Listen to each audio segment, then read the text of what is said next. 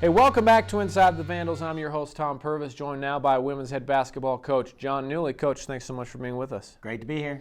Hey, and thanks. It's awesome to have you back. You've been out on the recruiting trail a little bit. How's that been going? It's been going good. There's a lot of talent up here in the Northwest, and just going high school to high school, big tournaments just happen to fall on the time when we've been wanting to do the show. So got to go out and try to find some future Vandals. Absolutely. That's such an important part of obviously your job that people can sometimes forget, but how much would you say, since you've been a head coach, how much has recruitment and just the way you go into it as a coach changed? There's just more talent, I think, everywhere. They changed the rules now that we can start contacting juniors in high school. Wow. And a little more contact with sophomores, so it's just starting earlier and earlier. It used to be like that back when I was at SMU. Not a whole lot of rules. We could call them as much as we wanted, the juniors and even sophomores at that point. So it's back to my old assistant days is what it seems like, calling kids all the time. Absolutely. Well, obviously a tough road trip for you guys in Big Sky play here with losses at North Dakota and Northern Colorado. Let's start with North Dakota. It seemed like you guys were in a great spot on the road, had a lead late in that game. What happened in that one? We just couldn't make layups. It was really frustrating. I think defensively we did exactly what we wanted to do. Did a great job on their 6'5" kid. We're holding everybody else down. And, offensively we're executing and doing a great job until we got to the rim. And then just missed, 12 wide open layups, 3 more right there. So you take about 15 layups out of the equation, and it's hard to win on the road like that. Indeed. After looking at the tape, what causes the missed lanes? Is it physical contact there, or is it become more mental? I think for us it was mental. It was the speed. I think they have to replicate that in practice, and we constantly are telling them go game speed in practice. And I think we found a hard lesson that they're going to have to do that because we were right there at the rim. It was not contact. It was point blank layups. There were a lot of things in that game, if you look at the stats, and you already mentioned this, that favored you guys. You out-rebounded them. You played great defense against a very good team. Obviously, they had a challenging player in the 6'5" post there. Were you happy to see your team at least play well in those areas? Really do everything that you needed to do except the lanes, as you say. Yeah, to me, we dominated the game. We really did. It sounds weird. We lose, but we dominated in all aspects besides finishing at the rim, And even you take half of those that we miss and we win the basketball game. So very frustrating and disappointing to lose a game you play as well in all the areas besides one and lose. And then Northern Colorado, they hit 10 threes in that first half. How tough is it to try and stay positive in a half like that when a team like Northern Colorado, they average 6 threes a game? They're obviously, you've hit them and they're on fire. Yeah, it was crazy. I think we were talking after the game about, the Fresno State teams we used to play when I first got here that shot all those threes. And I remember the one game here at Cowan, they had 11 or 12 threes in the first half, and it reminded me of that. It was like we were out there, watching the film. They had 3 open ones, and the rest were really contested and contested hard. So I don't know what else we could do, besides, fouling them, which luckily we didn't do that. At the same time, though, they go up 23 in that first half off all of those threes. You guys battled back. The second half, you cut the lead to 12, and it seemed like you guys were poised to really, get it within single digits. I feel like at that point it would have been a much different game. Yeah, absolutely. I thought we showed a lot of heart, a lot of character coming out of halftime, cutting that lead basically in half, and then we had 5 straight possessions holding them down that we came up empty, and those 5 possessions included 3 point-blank layups.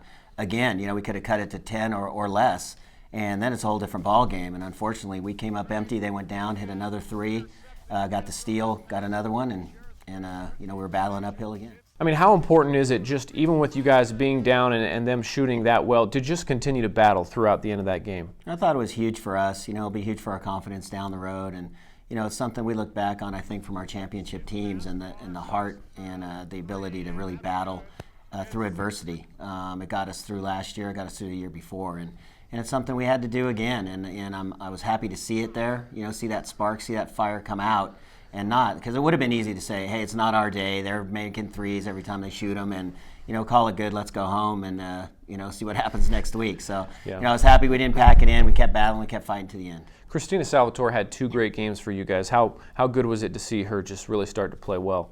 Oh, that's great. We need her. We need more scorers than just Stacey Barr. And Christina needs to step up. Brooke Riley needs to step up.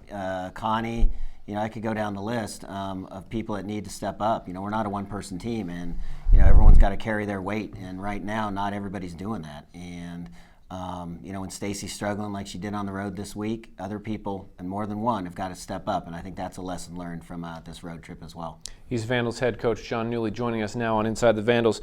These Big Sky road games are tough. I mean, you look even at Eastern Washington, they were 4-0 just 2 weeks ago. They've lost 3 straight. They've lost both of those games as well, North Dakota and Northern Colorado. What makes these road games so tough here in the Big Sky? Well, I think the venues are different. You go from a dome, from a little high school gym at, like, say, a Portland State to a big dome in Northern Colorado and Northern Arizona. And the venues are different. A nice arena like North Dakota. So the shooting conditions are always different, and the crowds are always different. Great crowds in North Dakota.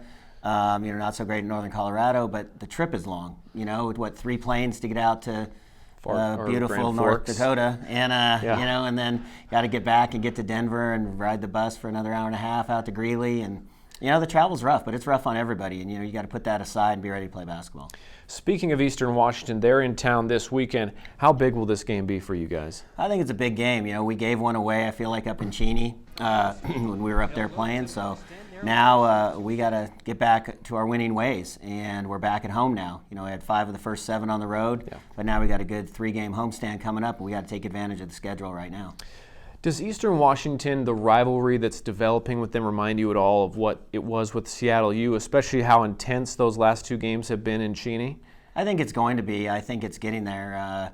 Certainly we're battling on the floor. We battle for recruits, being as close as we are now in the same league. We've always battled with them, but now that we're in the same league, the stakes have gotten a lot higher. So I think you're going to see a pretty intense rivalry developing.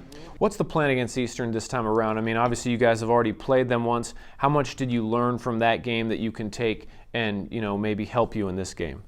Well, we started off really bad. We're going to have a better start. We can't dig ourselves a hole like we did up in Cheney and have to battle all the way back. That took a lot out of us, I think, down the stretch.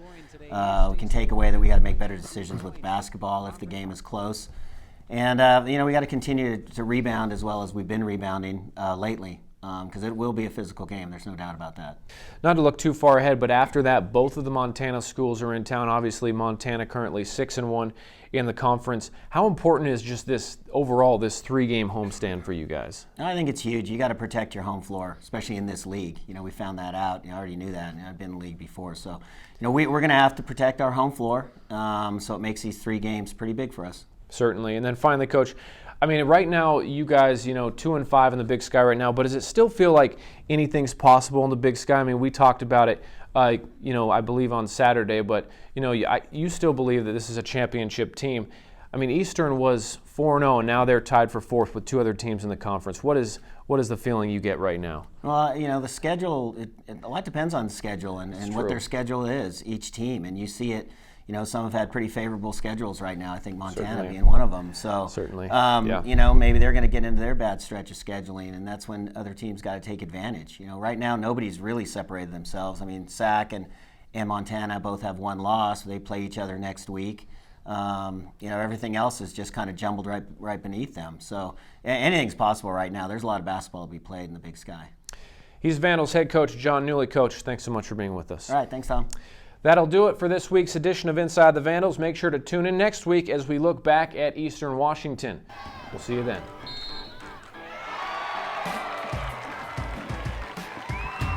Good.